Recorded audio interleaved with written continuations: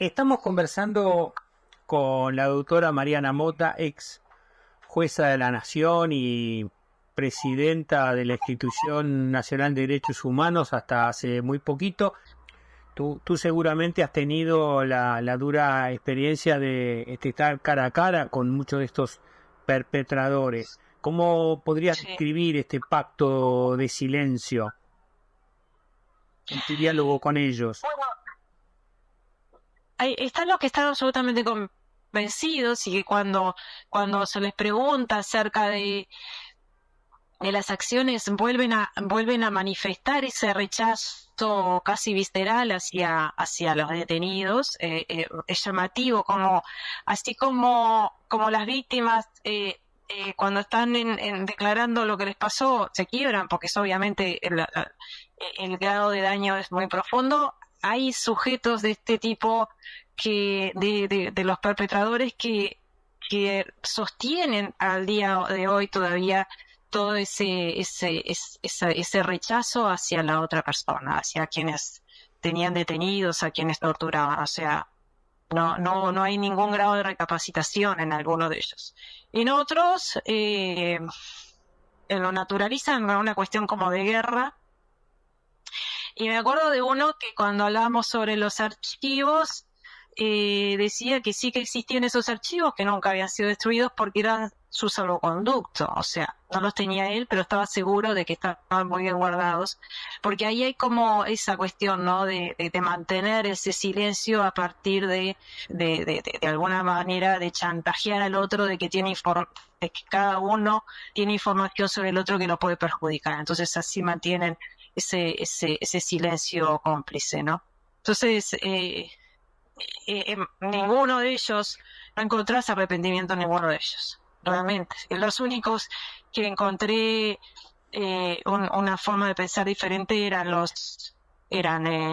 soldados de base que además en la primera época, porque habían sido formados de otra manera, entonces en el primer tiempo de la dictadura, cuando se enfrentaron a la tortura y a todo esto, se dieron la baja.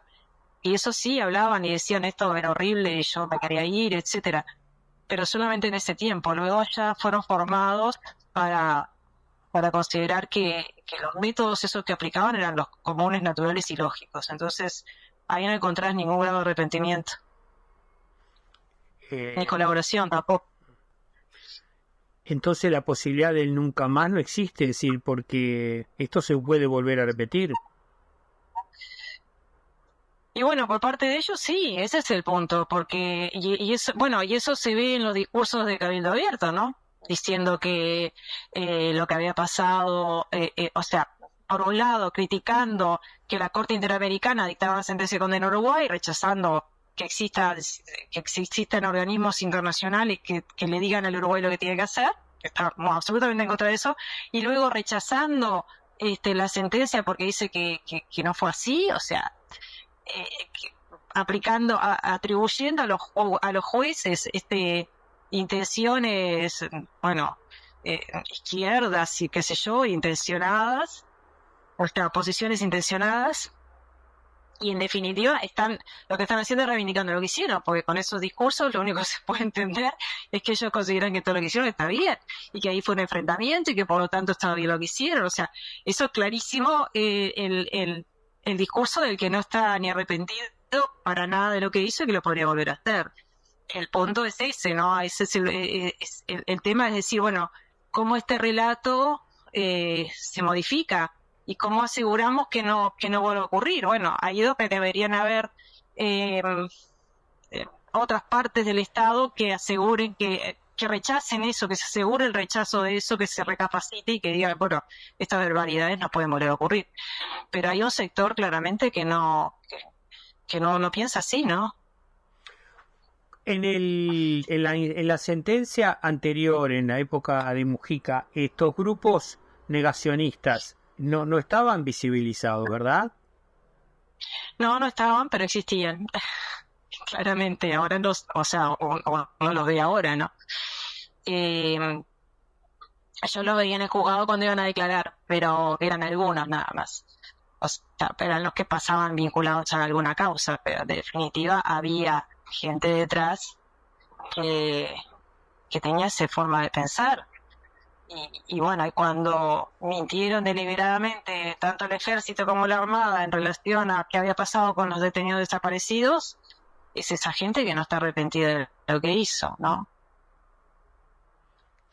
Te llevo a un plano quizás de lo político, no sé si corresponde, pero ¿qué ha pasado en este tiempo que estos grupos ahora se visibilizan, tienen redes, tienen representación parlamentaria? ¿Qué proceso ha ocurrido para que esto se produzca?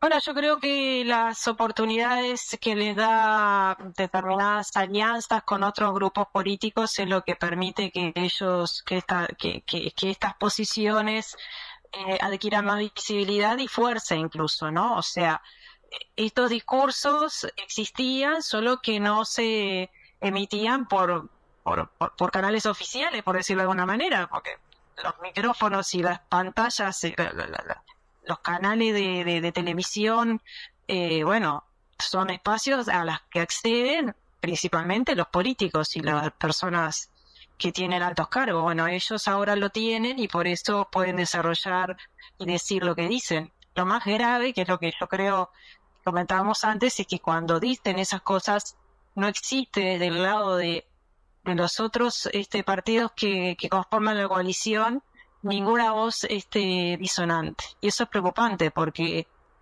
si están asociados para ganar las elecciones como lo hicieron y llevar adelante un programa común, como supuestamente lo que están haciendo, si estos discursos a uno le genera la duda de si estas cuestiones, estas formas de pensar también estaban dentro de ese programa común, o si lo dicen y lo toleran los demás, sus socios, entonces no tienen un pensamiento tan diferente, o no les molesta tanto, o no tienen idea de las consecuencias que puede tener eso, ¿no? Entonces, dicho desde un lugar de gobierno, que no es lo mismo que desde una parte de la sociedad.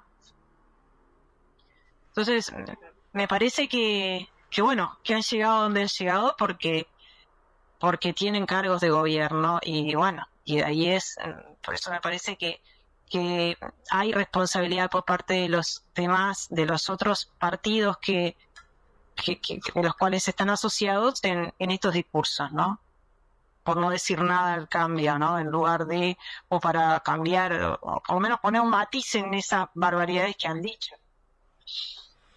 Mencionabas recién acerca de los archivos y como prenda de seguridad para muchos de ellos no se han destruido.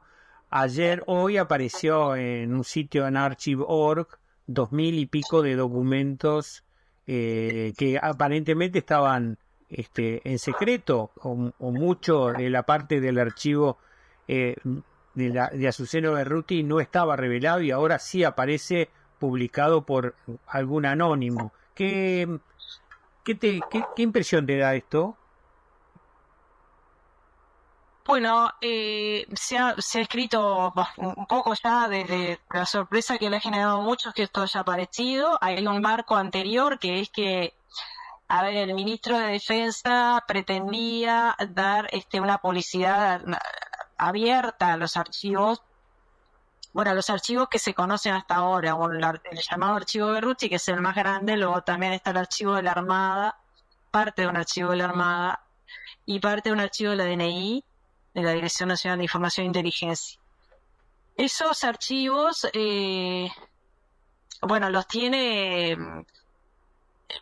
familiares, bueno, son archivos que están digitalizados, también los tiene la institución, que es un convenio con la universidad, para poder hacer un acceso, digamos, prolijo, guiado y fructífero de esos archivos.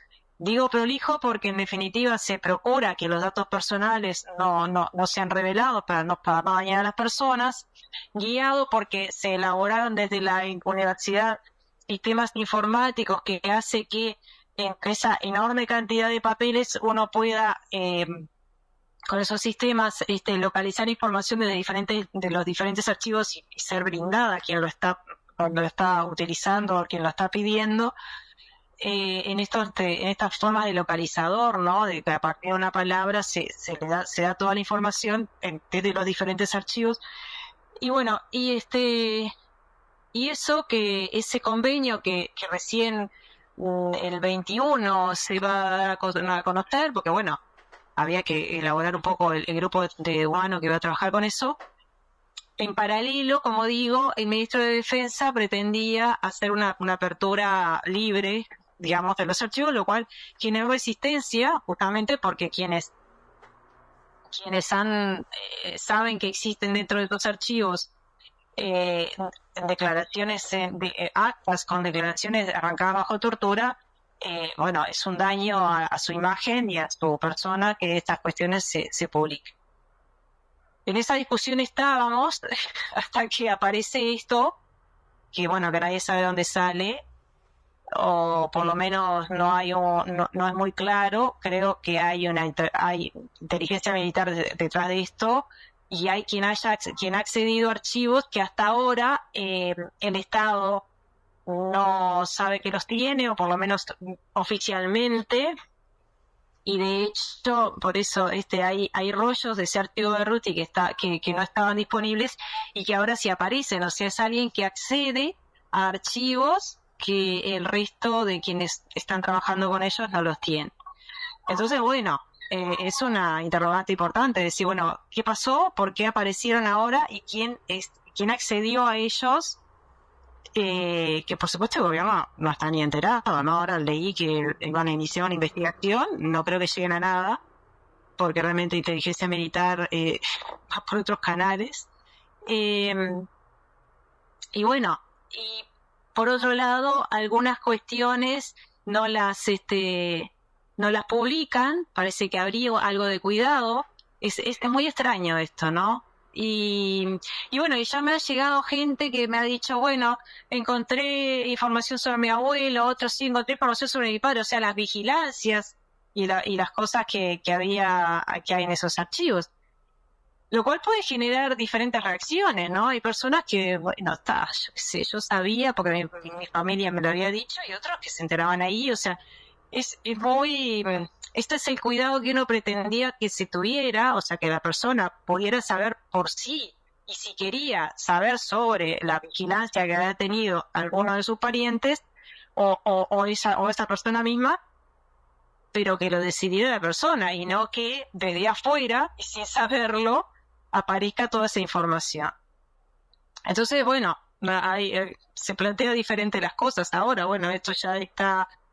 es público, y entonces primero me parece que el proyecto del ministro de Defensa pierde sentido, pero bueno, obliga un poco a reformular de qué manera leer eso y qué advertencias poner al respecto también, ¿no? Porque hasta ahora no, pero no sé cuánta gente lo ha estado mirando y qué reacciones ha tenido la gente que se encuentra con esa información. Acá tenés desde los lados, o sea, desde personas que pueden ver lo que le pasó a sus familiares, pero otros que tengan la mala intención de, a partir de esa información, elaborar historias, bueno, bastante contrarias a lo que pasó.